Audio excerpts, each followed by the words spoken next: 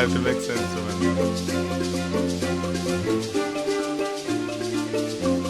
Pope Benedict asked me to be a bishop. That was the most shocking thing in my life because I had no idea. I have elder priests in my diocese, qualified, holy people, and I told the nuncio, I hope the Holy Father did not make a mistake.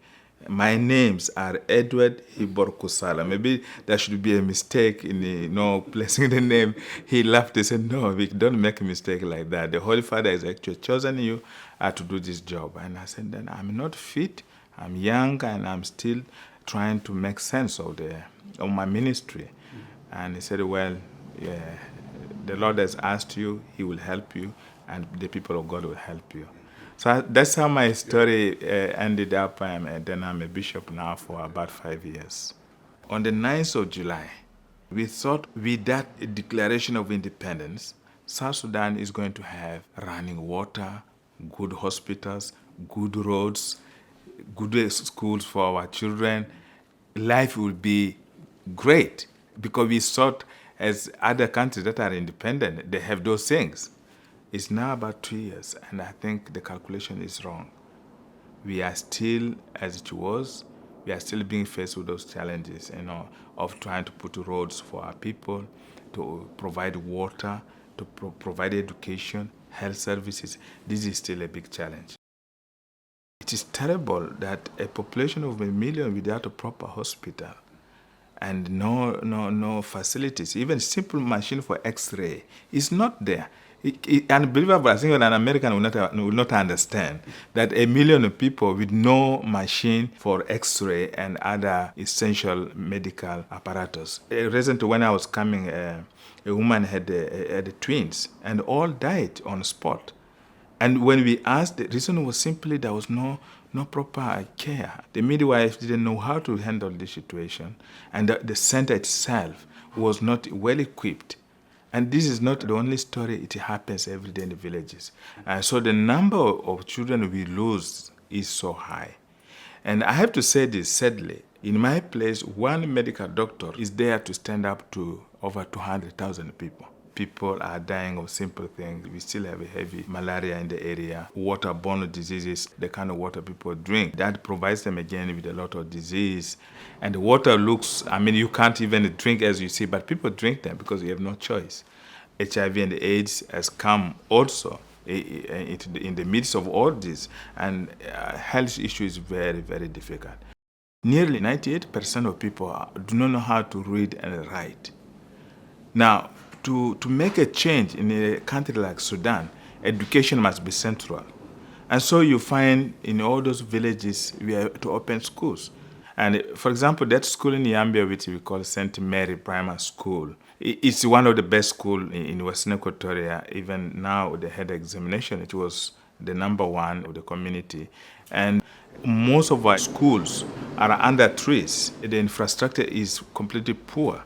No benches, no textbooks. A room like where we are now, you get over 90 or 80, sometimes 100 or 200 children packed like sardines in those schools.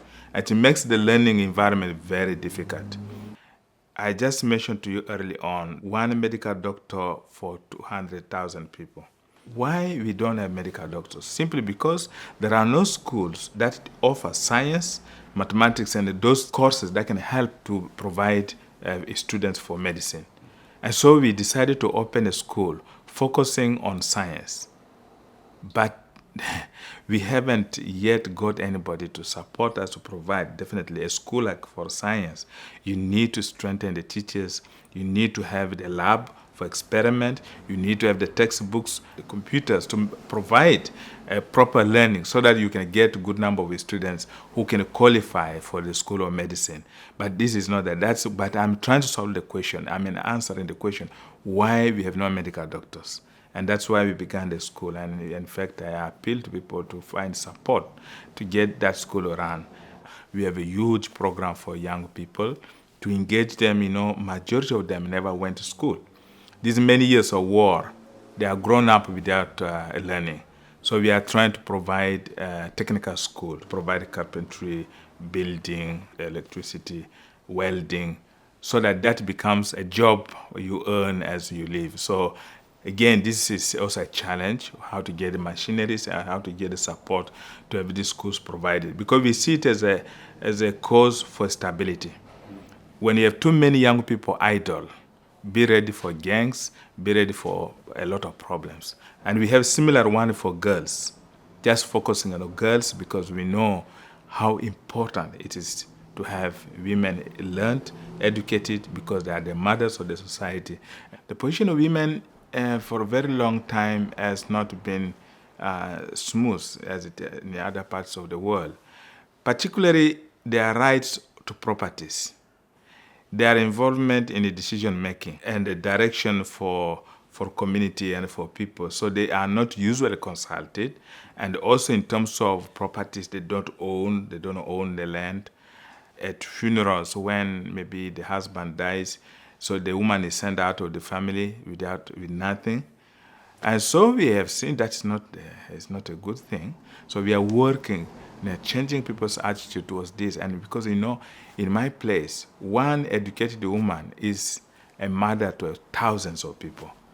So the women are so powerful. They are so important within our community.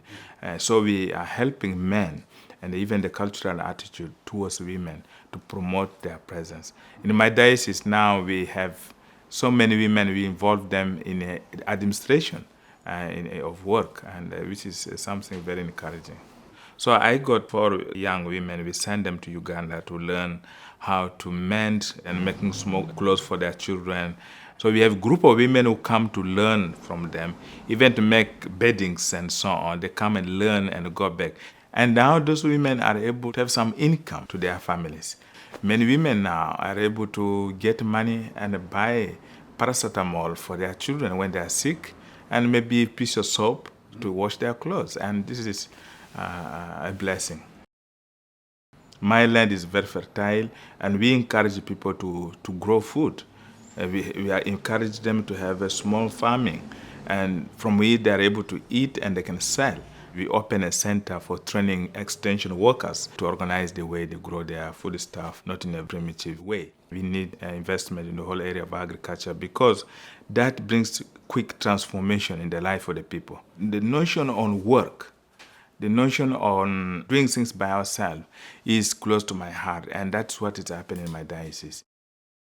The only challenge we have is lack of funding to realize this program, because many of the international NGOs say we don't fund the church. They think that maybe if we have the money, we will build our churches. But that's not the way we do it. We implement the money for the right cause for which the money is given. And we are advocating and asking and requesting the international organizations and the governments to make use of the church-based program, because we know who is influential in the village, who's respected, and we know who can make influence. So with these people, we work with them, and peace goes. But at the level of the international bodies, sometimes huge amount of money, it does not get to the grassroots. I have a very interesting story. I was working in a refugees camp. One of the international NGO, I don't want to mention their name, but they came in with a program of digging pit latrines for the people. They found these people definitely needed pit latrine. That was genuine. That's true. They wanted to improve their life, and they dug a lot of pit latrines in the market, in schools, near churches, along the road. Plenty of those, and well built anyway. And the project manager, after he made an assessment and evaluated the impact of these things, he came out with a very disappointing report that people were not using those pit latrines. And he was so angry. He said, these people are not civilized. They are not ready to learn.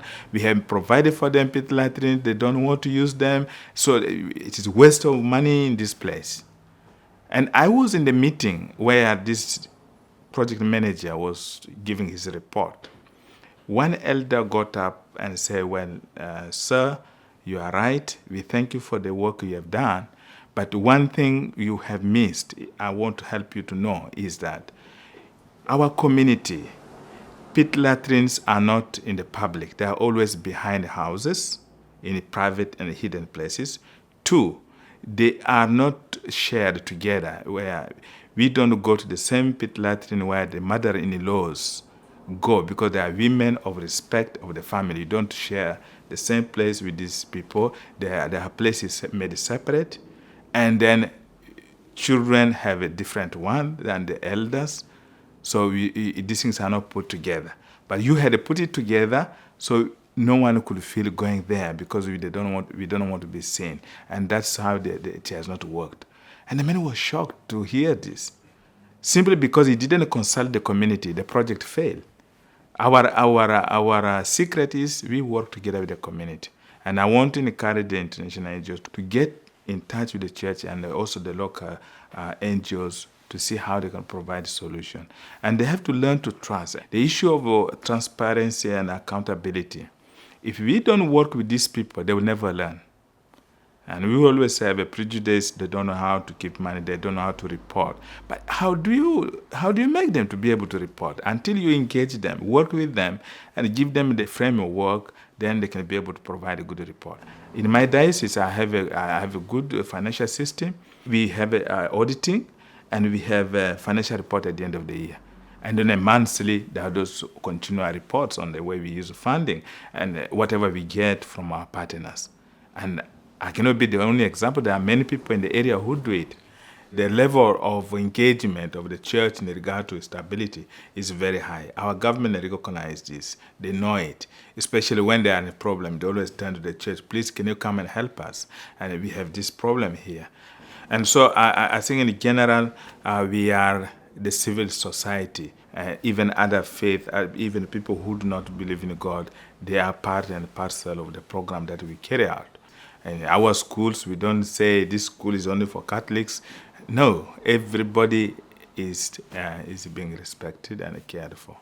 We need to see that we transform on the same basis of work and get the people out of the slavery of laziness and hunger and call it things of the past. And we can only do this definitely with the support. Here is a people who are organized. Here is a group of people who have a program, and they are struggling to come out of the problems that they have. And they also have provided some means of how to come out of those problems. And people need to pay attention to this. If we are able to get funding for these things, then we can come out of this problem slowly, because the people are engaged. We are not sitting down. And give us a trial. Say, okay, Bishop, let us see what you have, and we are going to commit and work with you for 1 or 2 years and see what happens. If we are supported, it will become a learning ground for other states within the country. You don't need to go very far. So you go to the neighboring diocese, go to this neighboring state, and see how these people are working on the farming, how they've organized their academic program, how they have the program for the hospital, for the issues of water. And this is how development could be able to spread.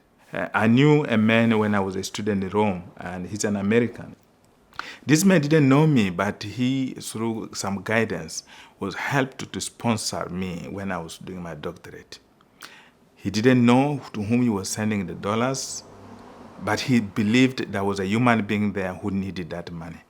And where I'm working, caring over millions of people, touching people's life today, it has been because that single American man who was able to send his money to sponsor me.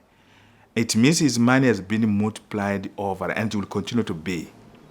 You don't know the power, the future, the direction your donation is going to make, the change, the difference it's going to create very far from you.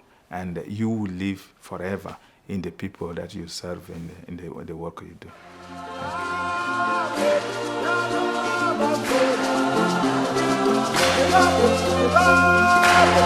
Thank you.